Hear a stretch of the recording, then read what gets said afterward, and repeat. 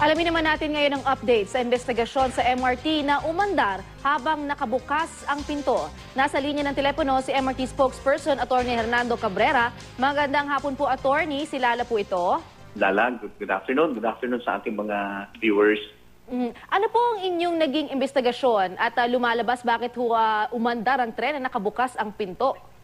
Well, Lala, yung result ng inquiry tungkol dito hindi ko pa nakukuha, no? I still have to coordinate sa mga officers natin sa MRT3 kung ano yung naging resulta ng kanilang pag-check doon sa tren at saka doon sa naging procedure na ginawa ng ating mga tauhan. Anyway, Lala, explain ko lang na ngayon nga na talagang under the technical specification ng ating tren, yung kanyang protocol, dapat talaga kapag ang tren ay bukas ang pintuan, hindi dapat aandar ito. At habang tumatakbo naman at biglang magbukas ang pintuan, automatic din dapat na titigil ang tren. Kasi nga, maiwasan yung situation na may malaglag or may mahulog na pasahero habang ito ay umaandar. Attorney, po nga dapat yung susunod kong katanungan. May ganito ho kasi na quality yung tren natin ng MRT. Pero pag ganyan ho na hindi gumana, ano ho naman ang pwedeng gawin nung driver nung tren? Hindi ho ba dapat itinigil niya yung MRT? Well, tama yun, Lala. Ang last kasi na naging procedure natin is that pag may mga aperya is mag-unload na lang siya. Kaya lang, yun ang hinihintay kong makuhang report, ano ang naging desisyon at bakit ganun yung naging desisyon niya kasama ng control center. Bakit inalaw nila na tumakbo yung tren kahit bukas yung pintuan. Kasi kung yun supposedly dapat, technically hindi aandar. Pero just in case umandar, dapat mayroon silang desisyon na dapat gawin, na dapat naaayon sa ating procedure. Yan ang gusto kong malaman kung ano ang nag-consult sa kanila at bakit paandarin yung tren kahit bukas yung pintuan. Posible bang... go ahead, Attorney. Lala, ang nangyari naman, in fairness din sa kanila, ang lumalabas naman sa initial na pagtatanong ko is that pinaandar nila ito para ma-unload naman yung pasahero doon sa susunod na estasyon. So in the case ng naunang tren, yung unang incident, umabot naman yung tren sa Magallanes at in-unload niya yung mga pasahero niya tapos hindi na siya nagsakay, bumalik na ito ng depot.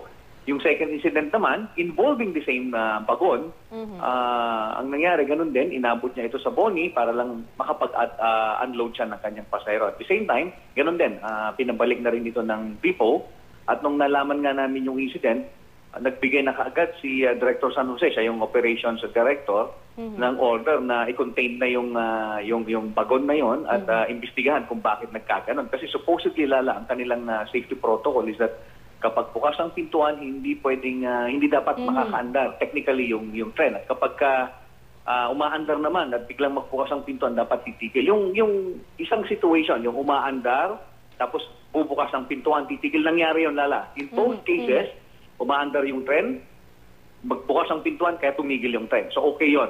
Maganda yun kasi talagang pumalo yung safety protocol. Ang naging issue is yung kung bakit nakabukas yung pintuan, nagawa pa rin umandar. Dapat hindi na dapat makakaandar ito. Posible ho bang may pananagutan yung driver ng tren sa nangyaring ito? Well, hindi pa natin masasabi yan, Lala. Kailangan pa nating tignan yung resulta ng inquiry. Ano ba talaga yung nangyari? So, hindi huwag nating unahan yung magiging resulta ng inquiry. Meron ho kami nakuhang impormasyon na magsasampa raw ng kaso ang National Council for Commuter Protection laban sa MRT dahil sa nangyaring aberya. Ano ang reaksyon nyo rito, Attorney? Well, karapatan nila yan, yung kahit sinong mananakay, kahit sinong pasahero, kahit sinong concerned citizen, karapatan nila yan kung sa tingin nila may basis yung gagawin nilang kaso, hindi natin sila mapipigilan at hindi natin sila pwedeng pigilan kasi yung mga yan naman ang konsiderasyon nila is kapakanan din ng ating mga pasahero. So pareho lang tayo, Ang objective natin is yung kapakanan, yung safety ng ating mga pasahero. Sila din, ganun din.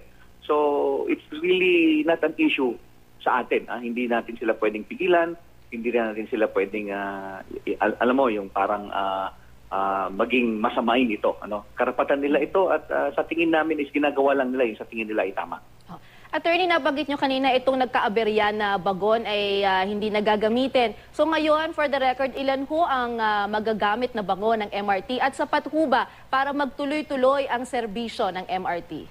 Well, so far, kanina, 18 frames yung nagamit pa rin, Lala, kasi bagon naman yung issue. So all they have to do, what they did is palitan lang yung bagon, but yung ibang bagon na hindi naman nagka-problema, pwedeng gamitin pa yon. So kumuha lang sila yung nandun sa under maintenance, at kung tapos na yung maintenance activity niya, pwede nilang gamitin yung pampalit dun sa bagon na may problema.